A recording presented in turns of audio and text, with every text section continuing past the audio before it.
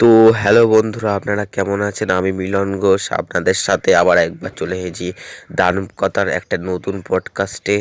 এটা হলো এপিসোড 4। এই ঘটনাটা সম্ভবত আমার মামার বাড়ি ভাগলপুরে গ্রামে ঘটে গেছে, ঠিক আছে?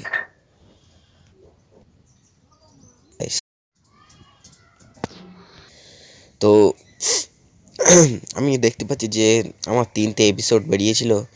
প্রথম এপিসোড নাম হলো আসানসোলের হন্টেড হাউস, এবং দ্বিতীয়টির নাম হচ্ছে বাগানবাড়ির ভৌতিক ঘটনা, এবং 3 নম্বর এপিসোডের নাম হচ্ছে অ্যাপাচি আরটিআরের ভৌতিক ঘটনা, যেটা আমার বন্ধুর সাথে ঘটে গেছে। সেগুলো হয়তো আপনারা নিশ্চয়ই দেখেছেন, কিন্তু আমি বেশ কিছুদিন ধরে দেখতে পাচ্ছি যে আমার এই চ্যানেলের যে কটা ভিডিও আপলোড করেছি, সে কটাতে একদম ভিউজ হচ্ছে না। আপনাদের কি দেখতে ভালো লাগছে না? তো যদি দেখতে না ভালো লাগে, তাহলে আমার কাছে কমেন্ট করে জানাবেন, ঠিক আছে? আমি যদি আপনাদের যদি এরকম যদি ভিউজ যদি না বাড়ে, তাহলে যারা এই সত্যিপুত্রের ঘটনাটা আমার সঙ্গে শেয়ার করেছে তাদেরও খারাপ লাগবে, এবং আমি বলছি আমারও খারাপ লাগবে। তাই বলছি আপনারা ভিউজ ভিউজ যেন বাড়ে, আপনারা বেশি বেশি করে দেখুন, এবং কেমন হয়েছে এটা কমেন্ট করে জানাবেন, এবং লাইক করে দেবেন, এবং সাবস্ক্রাইব করে দেবেন, এবং কমেন্ট করে জানাবেন কেমন হয়েছে, ঠিক আছে? তো বাকি দুটি এবার হচ্ছে আমাদের এই এপিসোড 4-এ আমি বলবো যে ভাগলপুরের ঘটনাটা, ঠিক আছে? আমার মামার বাড়ি ওখানে ভাগলপুর, সেখানে একটি সত্যি ভৌতিক ঘটনা ঘটে গিয়েছিল, ঠিক আছে? তো ব্যাপারটা হচ্ছে যে আমার মামার বাড়ি ভাগলপুরের ওখানে একটি গরিব পরিবার ছিল, ঠিক আছে? তো গরিব পরিবারটায় কে কে থাকে? মামার বাড়ি তো অনেকটাই দূর। ধর আমার বাড়ি ভাগলপুরে এই পাড়া, আর ওটা ওই পাড়া হয়েছে, ঠিক আছে? শোনা গল্প, শোনা কাহিনী সত্যি। তো সেখানে ওই বাড়িটিতে মেয়ে ছিল একটা। সেই মেয়েটার কত বছর হবে? 17 বছর, 17-18 হবে। 18 হয়তো পা দেয়নি, 17, 16, 17 হবে, ঠিক আছে? তো এবার তার একটা বাবা ছিল, সে কষ্ট করে ভ্যান চালিয়ে তাদের ছেলে মেয়ের মুখে অন্ন তুলে দিত, এবং তার বউ ছিল, সে লোকের বাড়ি কাজ করতো, এবং মেয়েটাকে খুব কষ্ট করে পড়াশোনা করাতো, এবং তার একটি ছোট ছোট ভাই ছিল, ঠিক আছে? তো তার ছোট ভাই ছিল। তো তার মধ্যে বেশ কিছু খুনসুটি লেগে থাকতো, যেন ভাই বোনে হয়, ঠিক আছে? তো এরকম খুনসুটি লাগতো। কিন্তু সেই মেয়েটি সব থেকে বড় ভুল কী করেছিল? হ্যাঁ, সব থেকে বড় ভুল করেছিল, সে একটি ছেলেকে ভালোবেসে। সেই ছেলেটা একটু বড় ঘরে ছিল, অবস্থা খুব ভালোই ছিল। তো সেই ছেলেটার বাড়ি ভাগলপুর থেকে একটু কিছুটা দূরে, কিন্তু ওই ছেলেটা বড়লোক বাড়ির হলে কী হবে, সেই ছেলেটা লোফার। একটা মেয়ের ধরে, একটা মেয়ের ছাড়ে, ঠিক আছে? সারাদিন মদ খায়, জুয়া খেলে, সব টাকা উড়িয়ে দিয়ে চলে আসে। আজকে 1 লাখ টাকা নিয়ে গেছে, 1 লাখ টাকার মধ্যে 1 টাকাও সে বাড়ি নিয়ে আসবে না, সব টাকা সে খরচা করে নিয়ে চলে আসবে, ঠিক আছে? তো সে কারণে সে বাড়ি তো কথা শোনায়, কিন্তু এবং সে পাড়ায় প্রচণ্ড খারাপ ছেলে রূপে সে থাকে। তার নামটাই একটা বদনাম হয়ে গিয়েছিল যে সে একটি খারাপ ছেলে, ঠিক আছে? তো সবাই ওরকম বলতো খারাপ ছেলে, খারাপ ছেলে। কিন্তু তার বাবা তাদের পরিবারের কাছে বলতে গেলে যে তোমার ছেলে খারাপ, এরকম বলতে গেলে তার পরিবার তো তাদের উল্টো কথাটা শোনাতো। তাদের ছেলে যেন তাদের কাছে ঠাকুর ছিল, তাদের ছেলে যেন তারা কিচ্ছু বোঝে না, এরকম ব্যাপারটা ছিল, ঠিক আছে? তো এবারে ওই গরিব মেয়েটার নাম ছিল স্নেহা। তো সেই স্নেহা বলে মেয়েটা সেই ছেলেটির সাথেই ভালোবাসে। কেন বলে? তো একদিন মেয়েটার ঘুরতে যাওয়ার শখ হয় খুব। তাদের তো অতটা টাকা ছিল না, তাদের ভাগলপুর স্কুল থেকে সবার ঘুরতে নিয়ে যাচ্ছে ইকো পার্কে, ঠিক আছে? তো এবার তার তো কোনো ঘুরতে যাওয়ার টাকা পয়সা ছিল না। তো সেই কারণে সে তার মা বাবা বললো তো যেতে হবে না। এবার বেশি জেদ করাতে তার বাবা তাকে বললো যে এই একদম মেরে হাত পা ভেঙে রেখে দেবো, এরকম করা, ঠিক আছে? তো এরকম বললো। সেটা শুনে তার মেয়ের খুব অভিমান হয়, স্ট্যান খুব অভিমান হয়। তাই সে বাড়ি ছেড়ে কিছুক্ষণ রোডে ঘোরাফেরা করছিল, ঠিক আছে? তখন সেই লোপার ছেলেটি আসে তার কাছে। সেই ছেলেটির নাম ছিল মহেশ। তো মহেশ তার আসল নামটা ছিল না, আমি এখানে উল্লেখ করবো না, তাই এটা ধরে নিয়েছি নামটা, ঠিক আছে? তো এই এই মহেশ বলে ওই ছেলেটা স্নেহার কাছে আসলো এবং বললো তুমি কাঁদছো কেন, তোমার কী হয়েছে? আর তারপরে স্নেহা বলল যে আমাকে দেখো, আমার বাবা মেরেছে এবং বাড়ি থেকে বলেছে চলে যা, এবং বলেছে হাত পা ভেঙে রেখে দেবো, অত ঘোরা কিসের। তো তারপর হচ্ছে ওই লোফার ছেলেটি মহেশ বলল, না, তোমার সাথে তোমার বাবা একদম উচিত করেনি, এটা তো অনুচিত, এবং ছেলে মেয়েদের তো ঘোরা উচিত। তোমার এই বয়সে তো আমরা তো অনেক ঘুরেছি, তোমার তো মাধ্যমিক পরীক্ষাটাও তো হয়ে গেছে, 3 মাস ছুটি দিয়েছে, এই সময় তো মানুষ তো ঘুরতেই যাবে নাকি, না ঘরে তোমার ওই শুধু কাজ করেই বেড়াবে সারা জীবন। কোনো একটা শাক আহ্লাদ বলে তো তোমার মা বাবা তো কিছু নেই, আর তোমাকে ঘুরতে দেবে না, তাই তো। এরপরে সেই সময় তার বাবা এবং মা ওই স্নেহাকে বকেছে, তার মানে সেই সময় তো মা বাবা তো খারাপ, তো একটা রাগ হয়েছিল। তো তারপরে সেই মহেশের কথায় পুরো একমত হয়, এবং তারপরে হচ্ছে মহেশ বলে যে চলো আমরা একটা জায়গায় ঘুরতে যাই, ঠিক আছে। তো সে ঘুরতে তারপরে বলে যে ঘুরতে যাবে কোন জায়গায়, তারপরে বললো যে চলো একটা কফি শপে চলো। সেই কফি শপটা ভাগলপুর থেকে অনেকটা দূর ছিল, ঠিক আছে। তো সেই কফি শপে গিয়ে অনেকেই একটু প্রেম ভালোবাসার কথা বলে যে তোমার বাড়ি কে কে থাকে, তারপরে স্নেহা বললো আমার বাড়ি কে কে থাকে, এরকম একটা হয় প্রেম ভালোবাসা। তারপরে হচ্ছে বলে যে আমার একটা ভাই আছে, খুনসুটি করে, তারপরে যদি গল্প বললো তা ভালোবাসতে থাকলো, এরকম বিভিন্ন জায়গায়। তো সেই দিন কফি শপে যাওয়ার পর থেকে প্রত্যেক দিন স্কুলের ড্রেস পরাতে যেত, স্কুলের ড্রেস পরার নাম করে যে লোপার ছেলেটির সাথে চলে যেত, আর সেই লোপার ছেলেটা কোনো কাজ বাজও কিছু করতো না। তো এরপরে হচ্ছে তো কোনো কাজ বাজ করতো না ঠিকই, কিন্তু সে সারাদিন তার বাবার টাকায় জুয়া খেলতো, মদ খেতো, হিরোইন খেতো, তারপর এরকম সারা জীবন যেসব লোপারা খায় না, ওরকম করে মানে তারা এইসব করে যেত, ঠিক আছে। তো তারপরে একদিন ওই স্নেহা বাড়ি থেকে চলে গেল স্কুলে, তারপরে স্কুলে তারপর টিফিনটা হওয়ার সময় সে বাড়ি স্কুল থেকে ছুটি করে চলে গেল। তো তারপরে হচ্ছে হেড টিচার বললো যে তুমি কেন চলে যাচ্ছ। তারপরে হচ্ছে তারপরে স্নেহা বললো যে আমার মায়ের খুব শরীর খারাপ, সে তার পা ভেঙে গেছে, কারণ আগের দিন সে সিঁড়ি থেকে নামতে গিয়ে তার পাটা ভেঙে গেল ফট করে। তো তারপর সে কথা শুনে হেডম্যাম বললো, ইস, এ বাবা, তা তো দেখতে যাওয়া উচিত। তারপরে স্নেহা বললো যে না না, দেখতে যাওয়ার কোনো দরকার নেই, আমি যাচ্ছি এক্ষুনি, তা ডাক্তার বলেছে বেশ কিছুদিনের মধ্যেই ঠিক হয়ে যাবে। তো তারপরে ওই হেডম্যাম তারপরে বললো ঠিক আছে চলে যাও। তারপরে সেই অজুহাতটা দিয়ে স্নেহা সেখান থেকে চলে গিয়ে কোথায় গেল, এটা আপনাদের প্রশ্ন হতে পারে। সেই লোপার ছেলে মহেশের সাথে সে একটি পার্কে গেল, পার্কে গিয়ে ওই গল্প করতে লাগলো, যে এইসব নানা গল্প, ঠিক আছে। ঠিক আছে। তো তারপরে একদিন ঠিক তার পরের দিনই বলতে গেলে, ওই যে হেড ম্যামটা ছিল, সেই হেড ম্যামটা তার ওই স্নেহার মাকে ফোন করে, এবং তারপরে স্নেহার মাকে ফোন করে বলল যে আপনি ঠিক আছেন তো, আপনার কোনো শরীর আপনার পাটা ঠিক হয়ে গেছে। তারপরে স্নেহার মা বললো আমার পা আবার কী হবে। তারপরে হচ্ছে হেড ম্যামটা বললো যে আপনার মেয়ে স্নেহা যে বললো আপনার পা যে ভেঙে গেছে সিঁড়ি থেকে নামার সময়, হঠাৎ নাকি পড়ে গেছে সিঁড়ি থেকে। তারপরে বলছে হস, ওইসব আবার হয় নাকি, আমি কখন পড়লাম সিঁড়িতে, আর আমাদের সিঁড়ি আছে নাকি, আমরা একটা ছোটো একটা ঘরে একটা বাস করি, আর আমরা কারোর বাড়ি যাইও না, আমাদের সিঁড়ি ওইসব নেই। তারপরে ওই স্নেহার স্কুলের যে হেড ম্যাম, ও বললো তাহলে কি স্নেহা কি আমাকে কি মিথ্যে কথা বললো, সে কি আমাকে মিথ্যে কথা বলে কি কারোর সাথে কি চলে গেল। তো তারপরে সে পুরো কথাটা তার মার সাথে গিয়ে বললো, এবং মা তার বাবাকে জানালো না। এবার তারপরে হচ্ছে একদিন তারা দুজন পার্কে গল্প করছিল, সেটা হতেই লাগলো বেশ কিছুদিন ধরে।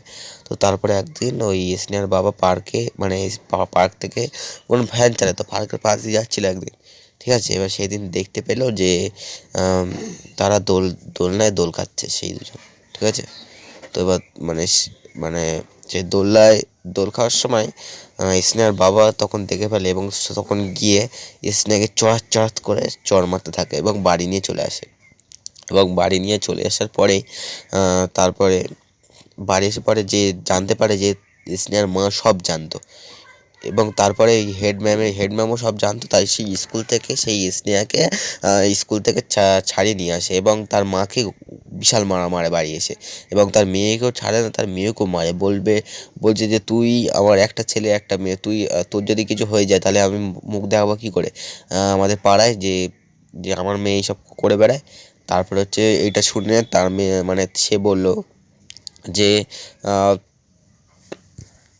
যে তুই যদি আর ওই ছেলেটার সাথে যদি ঘুরিস তাহলে তুই আমার মরা মুখ দেখবি, আর ওই ছেলেটার সাথে বেশি ঘুরলে আমি তোর বিয়ে দিয়ে দেবো, আর যেন তুই ঠ্যাং যেন বাড়ি থেকে না বাড়াস, তুই স্কুলে আমি ছাড়িয়ে দিয়েছি, বেশি এ করবি না। তো এরকম বলে তো স্নেহার খুব না রাগ হয়।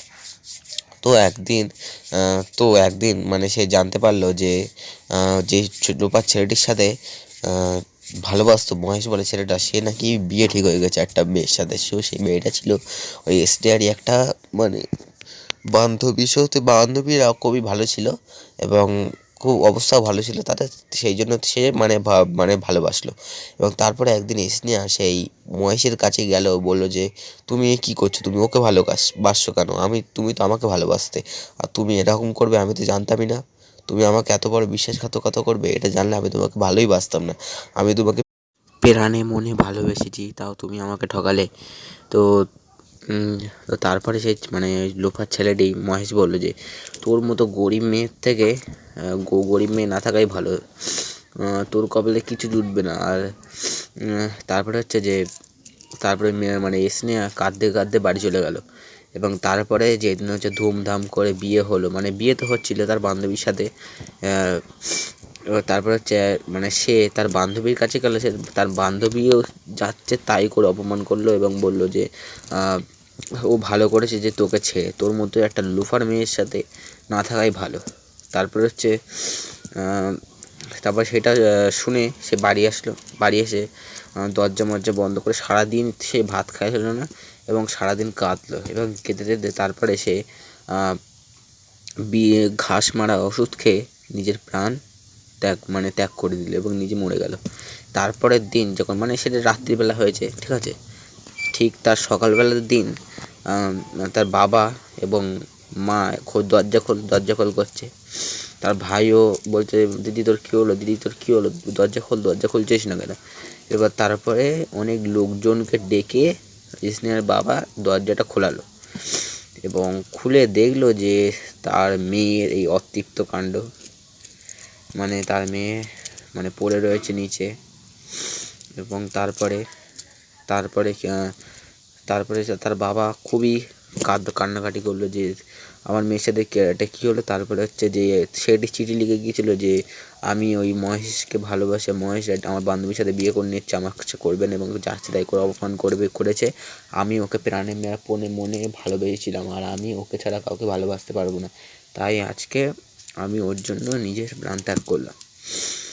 তো এটা শুনে তাদের বাবা ঠিক সেই দিনই পুলিশ নিয়ে ওই মহেশদের বাড়ি গিয়েছিল। তো এবার তখন হচ্ছে ওই স্নেহার বাবা বলছে তুমি ওর মেয়ের সঙ্গে এরকম কেন করলে। তারপরে হচ্ছে মহেশ বলছে যে দেখুন আপনাদের মতো গরিব ছোট লোক আমি নিজের পায়ের তলে রাখি, আমি যদি আমার জুতোয় যদি থুতু ফেলি সেটাও আপনাকে চাটতে হবে, এইরকমভাবে অপমান করেছিল সেই মানে ওই লোকটিকে, মানে স্নেহার বাবাকে, ঠিক আছে। তো তারপরে এইটা ভেবে পুলিশ তো বলছে আপনার কাছে যখন কোনো প্রমাণই নেই যে এইসব, মানে তারপর চিঠি লেখা দেখায়, মানে চিঠি লেখা তারপরে পুলিশকে দেখায়। তারপরে হচ্ছে এবার পুলিশ বলে এই চিঠিটা কি মিথ্যে না সত্যি। তারপরে হচ্ছে ওই লোকার ছেলেটা এবং তার বাবা বলে স্যার দেখুন আপনাকে যদি কেউ যদি চিঠি লিখে দেয় তো সবই প্রমাণ হয়ে যাবে যে আমার ছেলেকে ভালোবাসে, এরকম করে ঠকিয়েছে এবং আমার ছেলের জন্য আত্মহত্যা করেছে, এগুলো কি প্রমাণ হয়ে যাবে। হয়তো দেখুন গে যা এরকম করে অপমান করলো খুব, ঠিক আছে। তো তারপরে সেই দিন বাড়ি এসে সে খুব কান্নাকাটি করলো এবং তারপরে তার বাবা নিজেও গলায় দড়ি দিয়ে মরতে যাচ্ছিল, কিন্তু তার মা এবং মানে লোকজন ধরে বললো যে তুমি এসব কী করছো, তোমার মেয়েটা নাই গেছে কিন্তু তোমার ছেলেটা তো আছে, তার জীবনটা কী হবে এবং তোমার মানে স্ত্রী তার কী হবে, এদেরও তো মানে তোমার ছেলেরও তো একটা ভবিষ্যৎ আছে নাকি না, তুমি যদি তোমার প্ল্যানটা ত্যাগ করে দাও তাহলে ওদের কী হবে, ঠিক আছে। তো এরকম করলো। তো তো এইসব ঘটে যাওয়ার পর থেকে, মানে সেই মেয়েটি মরার পর থেকে না পুরো গ্রামটায় আর খুশি যেন দেখা যেত না সে ভাগলপুর গ্রামটায়। মানে যেখানে মানে সে মানে একটা পুকুর ছিল, ওই পুকুরের ঘাটে দুজন মিলে গল্প করতো। তো সেখানেই নাকি তার আত্মাকে নাকি দেখা যেত, ঠিক আছে। এবং যেই পার্কটায় তারা বসেছিল, সেই পার্কের রাত্রিবেলা নাকি মানে নিজেই দোল খেত। তো সেই সব দেখে তারা খুবই নিস্তব্ধ হয়ে পড়েছিল। তো সেই কারণে গ্রামের লোকরা ঠিক রাত 8টার পরে কেউ আর বাইরে থেকে বেরোতো না, এবং সবাই নিজের দরজা দিয়ে দিত, ঠিক আছে। ঠিক আছে, তো সেই গ্রাম মানে সেই গ্রামটা একদম নিস্তব্ধ হয়ে গিয়েছিল সেই স্নেহা মরে যাওয়ার পরে থেকে। তাদের বাড়িও থমকে যাচ্ছিল। এবং একদিনের কথা, যেদিনকে একজন ভদ্রলোক সেই পার্কটির সামনে দিয়ে যাচ্ছিল এবং সে দেখে যে সেই পার্কটির দোলনা একা একাই মানে নড়ছে, এবং তারপরে হচ্ছে একটা মহিলার শব্দে দেখা যাচ্ছে যে আয় এই দোলনায় আয় আয় আয়, এরকম করে ডাকছে। তো আপনাদের সামনে যদি এরম করে কেউ যদি ডাকে, আপনারা তো ভয় তো পাবেন, ঠিক আছে। তো সেই লোকটা খুব সাহস ছিল বলে সেখান থেকে পালাতে পেরেছে। কিন্তু যাদের একটু মানে হালকা পাতলা রাশি বা যারা খুব একটু বেশি ভয় পায়, তাদের পক্ষে করে কিন্তু এটা অসম্ভব, ঠিক আছে। তো তারা যারা এখানে যদি যারা বেশি ভয় পায়, তারা কিন্তু এখানে অজ্ঞান বা সেন্সলেস হয়ে যেতে পারে।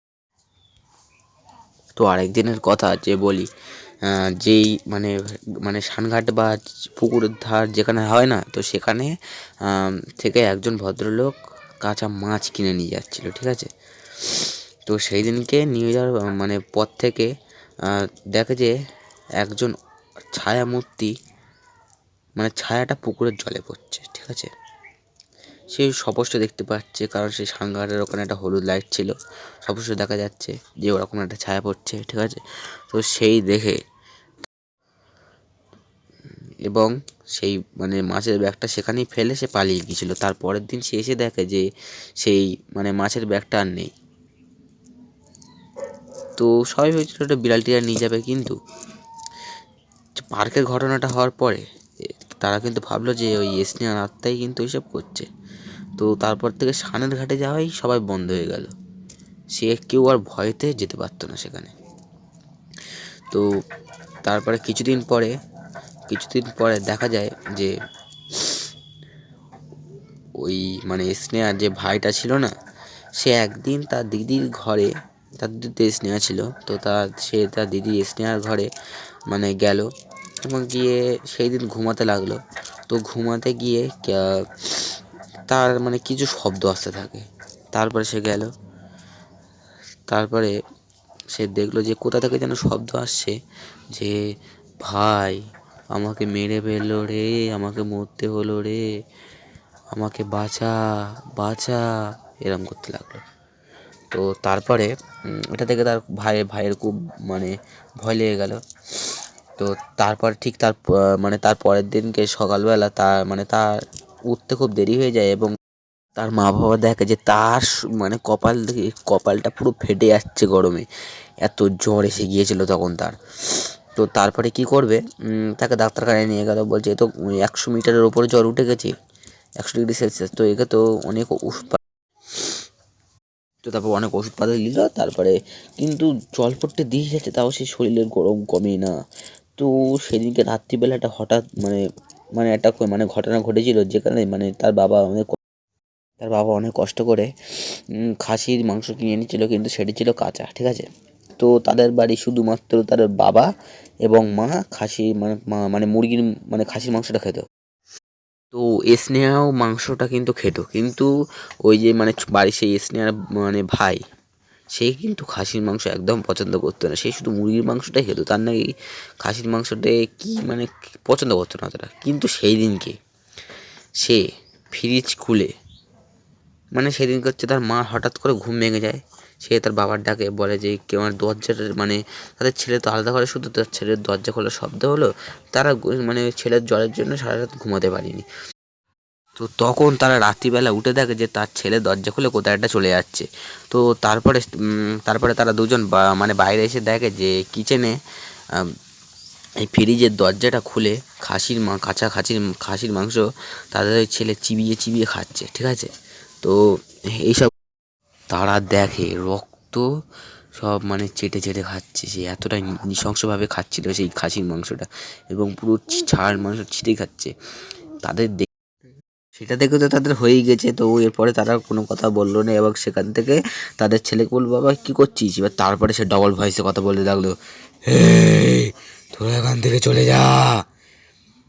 তো এটা দেখে না তাদের পুরো ভয় লেগে, তারপরে সে ছোট ছেলেটির বাবা বললো, চলো এখান থেকে না বেশি কথা বলতে, ও ঠিক সকালবেলা ঠিক হয়ে যাবে। তো তার জ্বর, তো ঠিক তার পরের দিন তারা উঠে দেখে যে সেই ছেলে যে মানে পড়ে রয়েছে, আর চারপাশে সব ওইসব ছড়ানো রয়েছে, পাল্টা ছড়ানো রয়েছে।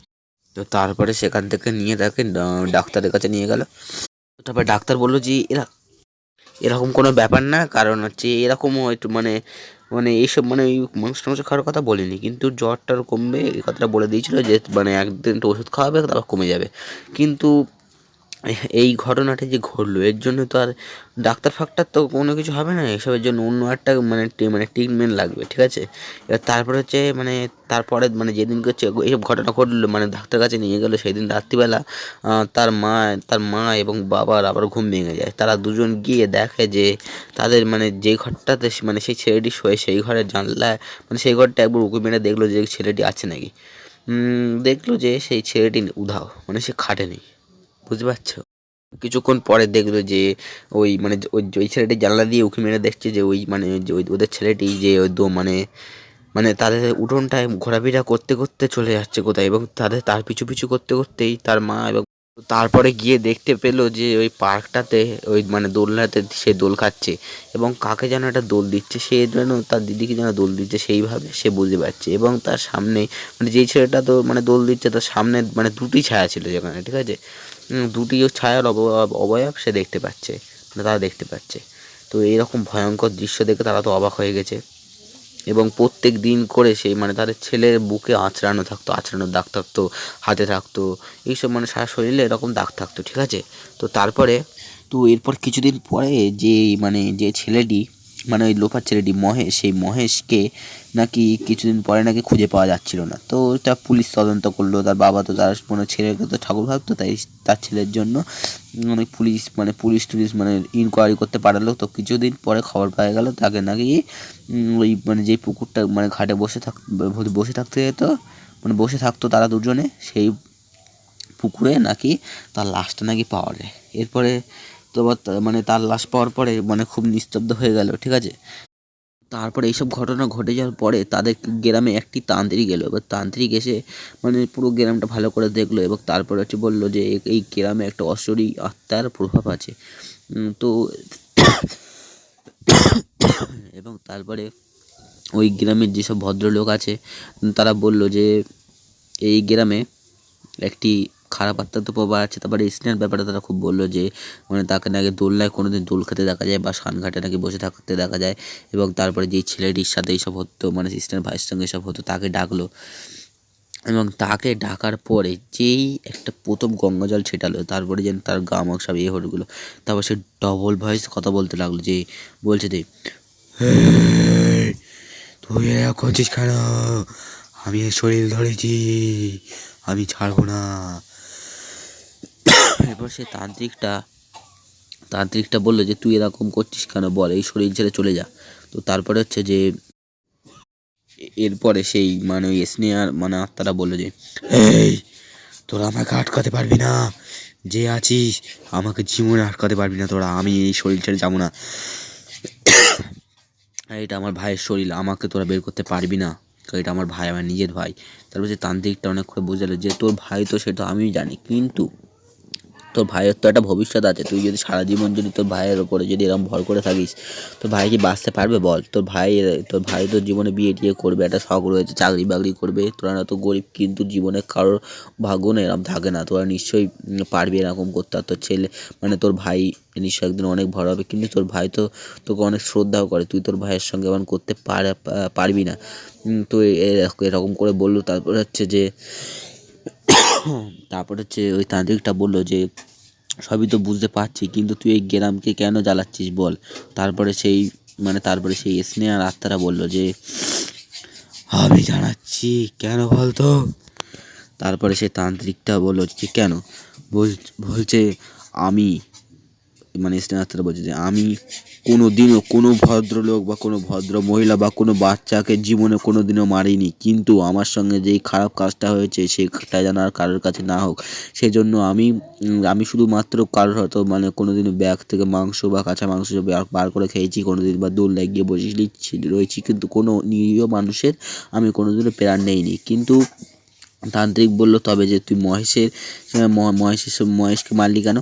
তারপরে তান্ত্রিক বলল আমি জানি যে তোদের মধ্যে একটা তোরা দুজন একে অপরকে ভালোবাসতিস, কিন্তু ও তোকে ভালোবাসতো না শেষ পর্যন্ত, সেই জন্য তুই নিজের বিষ খেয়ে আত্মহত্যা করেছিলি। সেই ঘটনাটা আমি জানি, কিন্তু সে ভালোবাসতো না, সেটা হচ্ছে ওর হয়তো নিজস্ব একটা পছন্দ ছিল, সেই জন্য হয়তো তোকে ভালোবাসতো না, কিন্তু তাকে মারাটা উচিত হয়নি। ঠিক আছে, তোর ভুল তুই স্বীকার কর এবং তুই এই শরীর থেকে বেরিয়ে যা। কিন্তু তারপরে স্নেহার আত্মা বললো যে তোর কি মনে হয় আমি কি ওকে এমনি করে মেরেছি? নিশ্চয়ই হয়তো কোনো কারণ ছিল। তারপরে যে তান্ত্রিকটা বলছে কিসের আবার কারণ? পরে সেই স্নেহার আত্মাটা বলছে যে তোমরা হয়তো জানো না যে কেন আমি এই মহেশকে মেরে ফেলেছি। কারণ যেদিনকে আমি ওদের বাড়িতে আমি এই কথাটা বলতে গিয়েছিলাম, তার বাড়ি গিয়ে ও আমাকে সেই পার্কে নিয়ে এসেছিলো।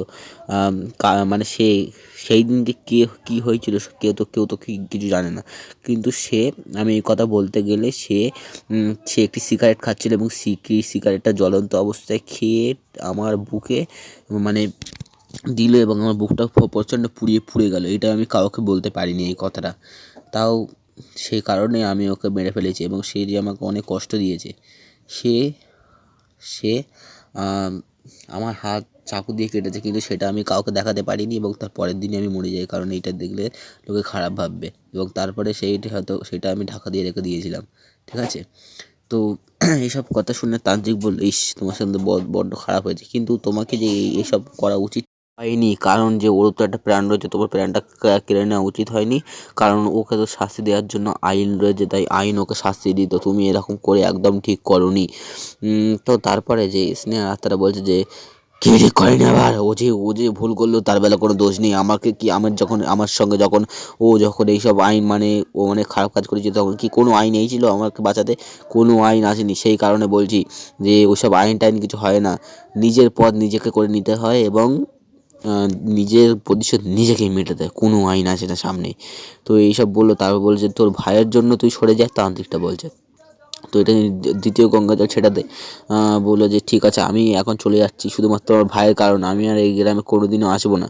তো তারপরে হচ্ছে যে তারপরে তান্ত্রিক বলে যে তুই এর থেকে শরীর থেকে চলে যাচ্ছিস আর কখনো আসবি না, সেটা আমরা কী করে বুঝবো? গ্রামের লোককে কখনো জ্বালাবি না, এটা আমরা কী করে বুঝবো? তো তারপরে সেই স্নেহা বলল যে ঠিক আছে আমি যখন চলে যাব তখন এই সামনে যে গাছের ডালটা রয়েছে সেটা আমি ভেঙে দিয়ে চলে যাব।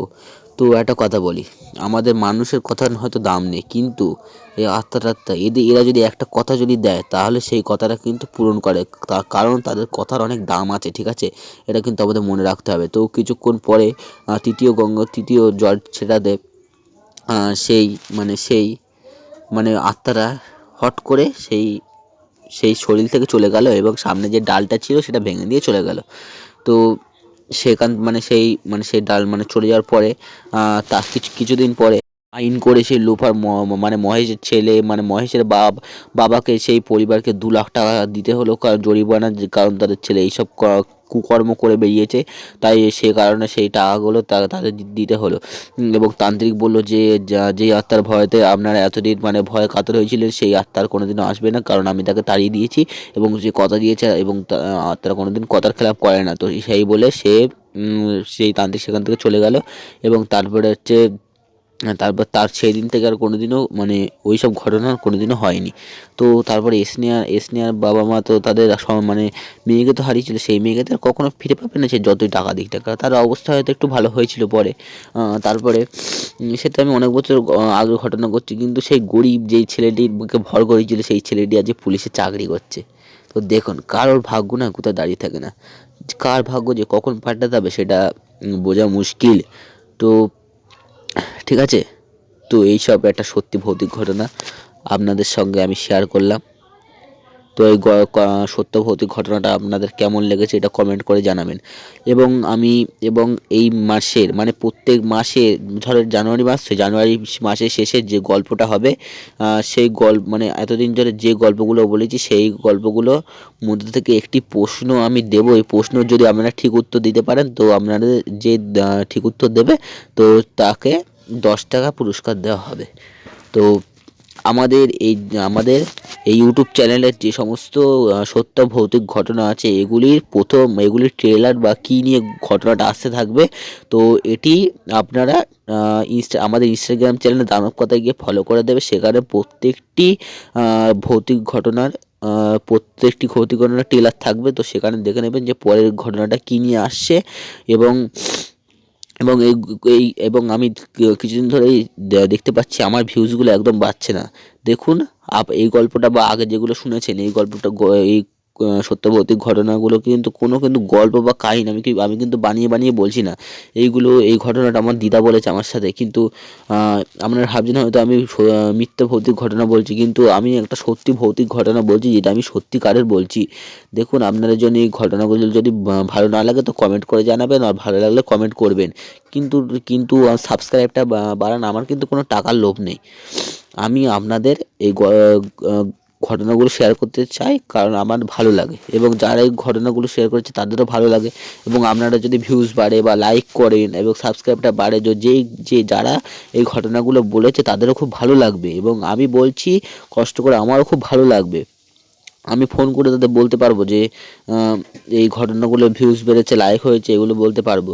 তো আপনারা প্লিজ সাবস্ক্রাইব করবেন, লাইক করবেন এবং কমেন্ট করে জানাবেন। তো আজকের ঘটনাটায় সত্যি খুবই একটা ভয়ানক ঘটনা ছিল। তো সেই ঘটনাটা যখন আমি আমার দিদার কাছ থেকে শুনছি, তো আমার কি বলবো, যা অবস্থা হয়েছিল না, আমিও সত্যি ভয়ে কাতর হয়ে গিয়েছিলাম এই ঘটনাটা শুনে। মানুষ কতটা ভয়ানক হতে পারে, একটা কথা বলবো, পশু পাখিরা কিন্তু মানুষের থেকে কিন্তু অনেক ভালো, কিন্তু যেসব আপনজন মানুষই কিন্তু নিজের মানুষের কিন্তু ক্ষতি করতে আসে, এটা মনে রাখতে হবে। কোনো পরজন বা অন্য কোনো ব্যক্তি কিন্তু তোমার ক্ষতি করতে আসবে না, নিজের লোকে কিন্তু ক্ষতি করতে আসবে। ওই যে আমি হয়তো একটা দুটো ঘটনাটা বলেছি যে প্রথম আসানসোলের হন্টেড হাউসে নিশ্চয়ই আপনারা দেখেছেন যে নিজের দুটো ভাই এবং বউরাই কিন্তু তাদের কিন্তু ক্ষতি করতে চেয়েছে ওই আমার পিসে মজার সাথে। এবং দ্বিতীয় এপিসোড 3-তে কিন্তু আমি বলেছিলাম যে ওই যেই মানে গাড়িটা আমার বন্ধুর গাড়ি, সেখানেও কিন্তু নিজের লোকেরাই করেছে, গাড়ির মধ্যে ভরে রেখেছে, এবং অন্যের লোকের খেয়ে দিয়ে গাছ নিয়ে যে তোমার গাড়িতে ওইসব পুঁততে চাইবে বা এইসব কিছু মানে রেখে দেবে। তো তাই বলছি যে এইসব মানে সাবধান, এবং নিজের লোককে অন্ধবিশ্বাস করবেন না কোনো দিনও, কারণ নিজের লোকেরা সবসময় পথের কাঁটা হয়ে দাঁড়ায় এবং নিজের লোকেরা সবসময় ভয়ানক হয়ে দাঁড়ায়। তো আজকের ঘটনাটা যদি ভালো লেগে থাকে, আমি আবারও বলছি কমেন্ট করে জানাবেন, লাইক করবেন এবং সাবস্ক্রাইব করবেন, এবং ভিউগুলো যেন বাড়ুক। আমি আপনাদের কাছে রিকোয়েস্টেড করছি, আপনারা যদি এই মানে সাবস্ক্রাইব এবং লাইক এবং কমেন্ট করেন, তো আমি আপনাদের কাছে চিরকৃতজ্ঞ থাকিব, এটা আমার কথা। এবং আরও নতুন ভূতের মানে সত্য ভৌতিক ঘটনা আমি আপনাদের জন্য নিয়ে আসবো, এটা আমার কথা, এবং আমি ঠিক জোগাড় করব। তো আজকের জন্য এখানেই সমাপ্ত করি। Tata, bye bye.